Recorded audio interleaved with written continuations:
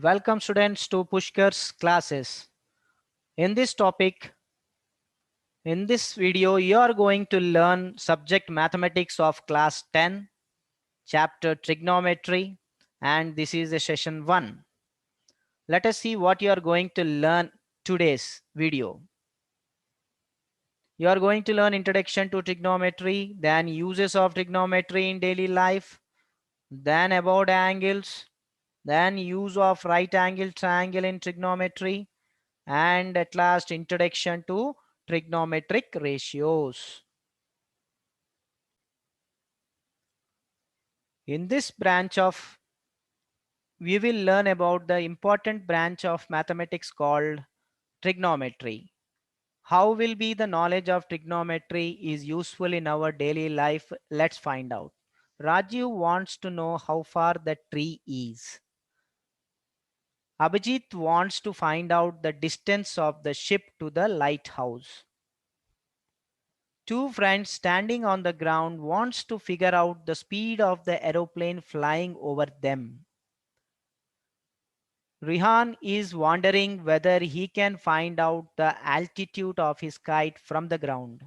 And here Atul is trying to find out what is the height of his ladder should be so that he can reach to the top of the pole. In all these situations, the distances or heights can be found out using the mathematical techniques related to trigonometry. Trigonometry has been used by every major civilization and it has the history spent thousands of years. During the 3rd century BC, trigonometry was used extensively for astronomical measurements. Astronomers in Egypt and Babylon used it to find out the distance of the Earth from the various stars and planets. Engineers use the fundamentals of trigonometry to plan, design, build, and improve the infrastructure of buildings, highways, bridges, dams, power plants, and water treatment systems. This branch of geometry is also used the fields like astronomy, navigation, architecture, and computer graphics.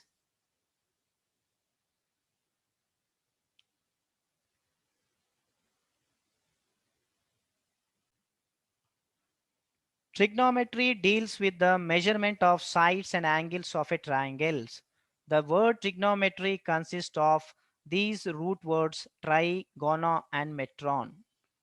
Tri means three, gona means sides, and metron means measure. Dear students, let us see what is an angle, which you have already learned in the previous classes. Observe how an angle is formed where a ray is rotated about its endpoint. Here OA is a ray with O as its endpoint.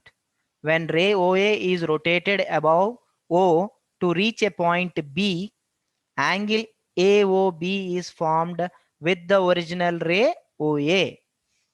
Here ray OA is called the initial side and the new ray OB is called the terminal side. The measure of an angle is the amount of a rotation from the initial side to the terminal side. Here the rotation of initial side is 90 degrees. Therefore, the measure of the angle is 90 degrees. On further rotation, the angle becomes 180 degrees and then it becomes 270 degrees. And finally, the terminal side coincide with the initial side to complete one revolution and an angle of 360 degrees is formed. This is how children and angles are formed on this, like 90 degrees, 180 degrees, 270 degrees, 360 degrees by rotating the terminal side anti-clockwise. Now to define certain ratios involving the sides of a right triangle, it's necessary to know about the side adjacent to and opposite to the acute angle. If ABC is the right triangle, that is right angle at B, then AB is the side adjacent to angle A. BC is the side opposite to angle A, and AC is the hypotenuse. Here BC is the side adjacent to angle C. BA is the side opposite to angle C, and AC is the hypotenuse. The ratio of the sides of a triangle, right triangle, with respect to its acute angles are called trigonometric ratios. Trigonometric ratios is broadly defined derived into two types: fundamental ratios and derived ratios. The fundamental ratios are sine, cosine, and tangent, and derived ratios are cosecant, secant, and cotangent.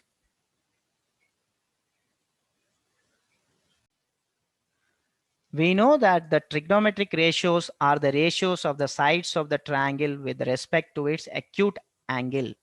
Let's define the various trigonometric ratios. Consider the triangle ABC, right angle at B. Here angle C is equal to theta. Now sin theta is equal to side opposite to angle theta upon hypotenuse. That is equal to AB upon AC. Cosine theta is equal to side adjacent to angle theta upon hypotenuse. That is equal to BC upon AC. Tangent theta is equal to side opposite angle theta upon side adjacent to angle theta. That is equal to AB upon BC. That is equal to sine theta upon cosine theta. Cosecant theta is equal to hypotenuse upon side opposite angle theta. That is equal to AC upon AB. That is nothing but 1 by sine theta. Secant theta is equal to hypotenuse upon side adjacent to angle theta. That is equal to AC upon BC. 1 upon cosine theta. Cotangent theta is equal to side adjacent to angle theta upon side opposite to angle theta. That is equal to BC upon AB. 1 upon tangent theta. Now children, note down this trigonometric ratios. Remember, I made it easy for you bringing on the board that you can see theta is here, and the side opposite to this is opposite side. This is hypotenuse, which is nothing but hypotenuse is opposite to angle B, that is 90 degrees. So children, note down this all the trigonometric ratios in your notes. Now let us see how to remember these trigonometric ratios. When you compare sine theta with cosecant theta, you observe that they are reciprocal to each other. So in the same way, when you compare cos theta and secant theta, they are reciprocal to each other, and tan theta and cot theta, they are reciprocal to each other. So we can write in this way. Sin theta is equal to 1 over cosecant theta, or cosecant theta can be written as 1 over sin theta.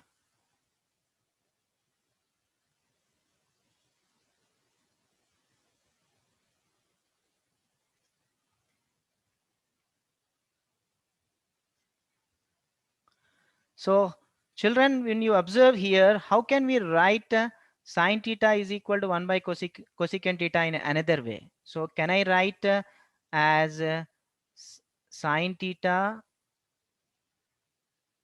into cosecant theta is equal to 1.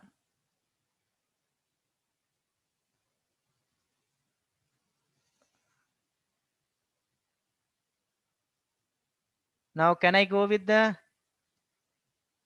cos theta is equal to 1 over sec theta, secant theta, or you can write 1 over secant theta is equal to,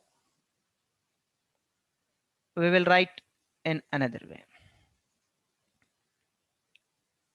secant theta is equal to 1 over cos theta. Now here also same we can write as cos theta into secant theta is equal to 1. So where we can use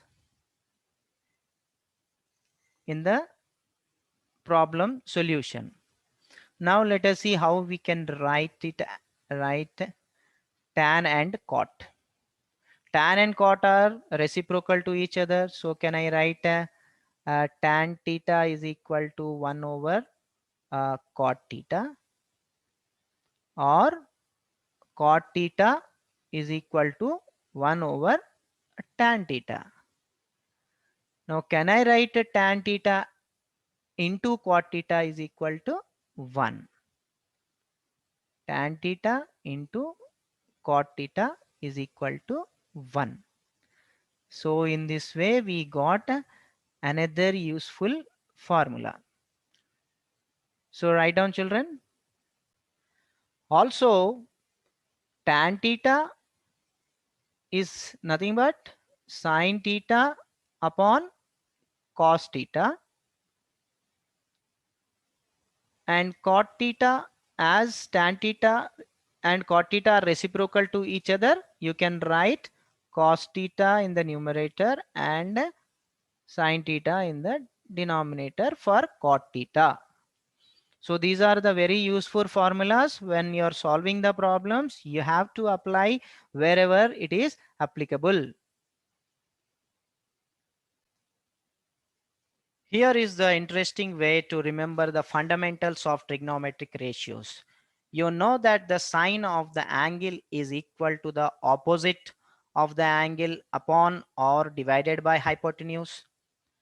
The word SOH is defined by the initial letters of sine, opposite, and hypotenuse. Similarly, CAH is defined from the initial letter cosine, adjacent, and hypotenuse.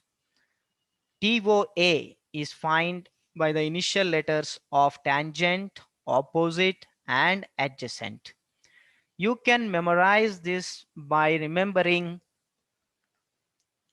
SOH for some old horses can always hear their owner's alarms.